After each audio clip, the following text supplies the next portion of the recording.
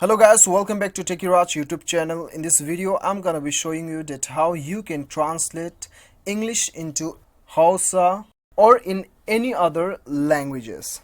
So before getting further, I would like to request you, if you haven't subscribed my YouTube channel, make sure you subscribe my YouTube channel and that click on that bell icon so that you'll receive all my latest update. So let's get started. So the first thing you have to do is you have to go to the Play Store and then you have to install one application. The name of the application is Google Translate. You just type Google Translate and it will appear on the first rank. You just install it and then open the application. So right after opening the application, you'll get an interface like this. So what you have to do is, you have to click on the text bar and then type the word you want to translate it in your native language. Okay, so now I'll just type LIFE, life, and then I'll click on the arrow button. So I'm translating in Afrikaans, right? Afrikaans language. So it is LEWE, Liwi. You can also pronounce, you can also know the pronunciations of this particular word, clicking on this, on this sound icon. So if you want to translate it on your own native language, then you have to click on the top right corner. As you can see, Afrikaans, right?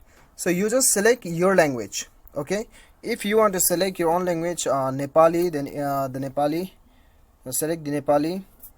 And then if you want to select Hindi, then you just type Hindi, then it will appear on it. Okay, so whatever your native language is, you just click on this right corner and then select your language. Okay, so there are alternative functions available, facilities available. As you can see, camera, handwriting, conversation, voice. If your keyboard is not working, then you can search by the voice, and then if you want to translate conversation, then you can just speak the conversation and it will translate in your own native language. Okay, and when you click on the left menu bar, then you can save the words also. You just click on this star button, star icon, and then go to the fresh book, then the word is saved here, as you can see. So this is how you can translate from English to any other languages which is available on this application.